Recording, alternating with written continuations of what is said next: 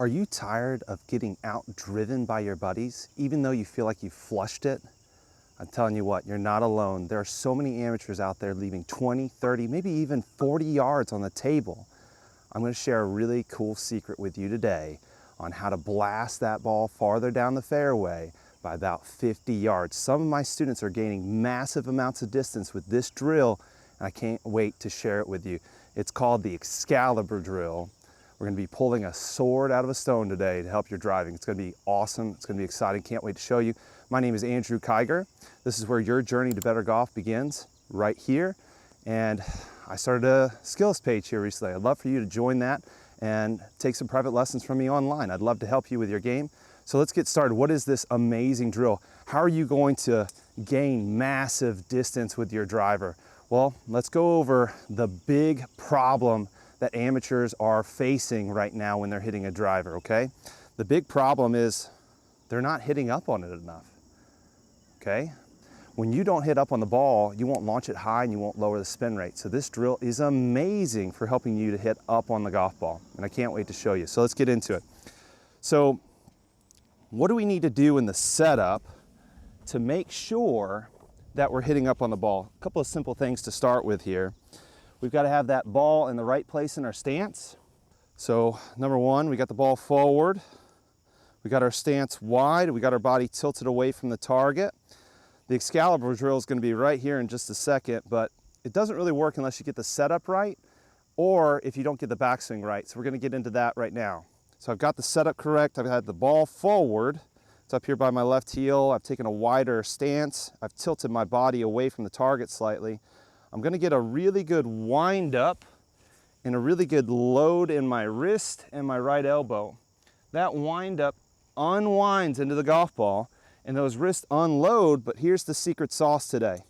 We're not going to keep this club going downward. We're actually going to start pulling the handle upward, using our left shoulder driving up, extending our left leg, our left hip, and our left shoulder upwards to pull the grip almost off the club. And we're going to also rotate the club into the ball. They call that the release. That's what we're going to learn from this drill today. This is going to change how far you hit the ball. It's going to be huge. You're going to hit the ball farther than you've ever hit it before. So let's give it a go. What is this miracle drill? Well, you're going to put the sword in the ground at about 45 degrees like this. All right, we're going to try to be the king of the swing today. Then what you're going to do, you're going to get into that tilt. You're going to get into that position I just was a second ago. And you're going to push into the lead side, put some pressure into the ground. Notice my spine's tilted away. And you're going to try to pull and use your body, not your wrists, not your arms too much here. And you're going to pull this up and out, and it's going to swoosh right out of there. Notice I'm struggling a little bit. Maybe I'm not the one, but here we go. Let me give it a go. Let me see if I'm King Arthur today. There it is. So we actually want to swoosh it just like that. I'll put it in there one more time. It's angled up into the target. I'm going to pull it out and swoosh it. It's going to teach me to hit up more than I normally hit it up on the golf ball. It's a great drill. I'm going to add this resistance band here. It's called Golf Forever. Scotty Scheffler uses this one. It's a fantastic tool.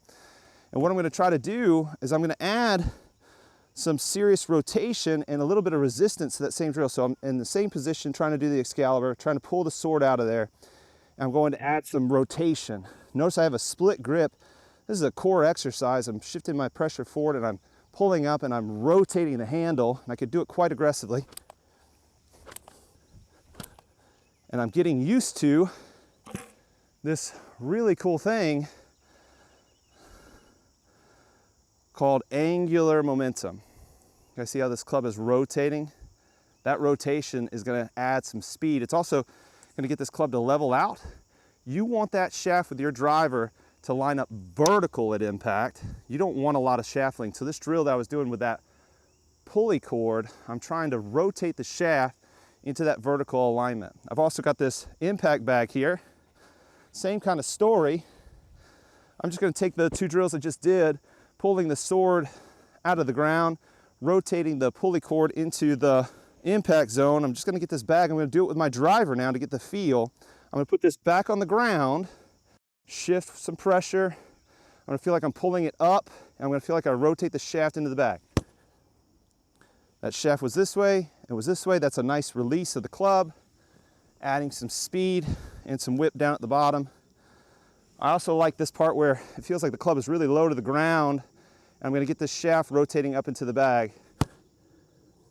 It's a really, really nice drill to help you hit that ball farther down the fairway. Okay, so we're gonna do a couple of these wrong and right to just kind of talk about the difference. So if you're losing some distance, you're probably hitting down on the golf ball, your body's too far forward. It'd be almost impossible to pull that sword out of the sheath there, out of the stone. You're gonna go down, you're gonna hit down on the golf ball. The thing's gonna have a ton of spin on the golf ball. It's not gonna go very far. You've got to have that ball launching high with less spin, and that's almost impossible to do hitting down on it, being steep on it. When we've got this thing in the ground, pulling it up and out, we're gonna be shallow. The last thing I'll say about it, and I forgot to mention it, we wanna have this thing on our toe line to begin with. When it's on our toe line back here, it's from the inside and it's gonna go out into the golf ball. If you put this thing on the target line, you're gonna be in trouble. This sword that we're pulling out is supposed to be about an inch or so outside your right foot, angled 45 degrees and on your toe line. You wanna feel like you're tilted back, putting some pressure into it, and then pulling the sword up and out. But since it was on my toe line, it's not only up, it's also outward into the golf ball. You can actually see on the ground, I'll show you here in a second, there's an arc outward into the golf ball. We want to feel like that club is going up and out as the handle is pulling up and in. That is an interesting power. That is what all the great players do. The handle is moving up and in like this as the club moves out. If you guys can see that, the handle goes this way to get that snap, that rotation. Lots more speed when you do that. Handle's kind of coming towards me, club is launching out away from me. That's a big power source to rotate the shaft to increase the speed.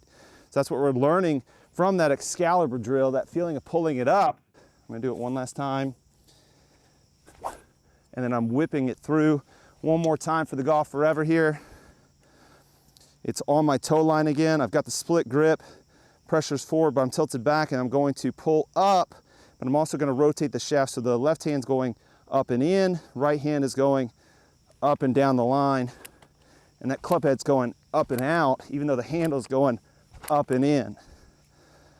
All right, let's do one bad one. Hit down, lose 30 yards. You don't want to be this guy. I'm gonna lose my tilt. I might even slice it a little bit. Real steep, hitting down. Woo! Yikes. Definitely don't want to do that. I'm gonna try it one more time. It takes a little bit of practice. Get that steep. Oh boy. So same speed. That ball's going like 210. No chance. I'm never gonna outdrive my buddies with that one. If I do it the right way though, I get this club down and inside and I start to pull up and rotate the shaft. We're talking an extra 50 yards possibly on this next shot. That last one was 210. Let's see if I can get it over 300.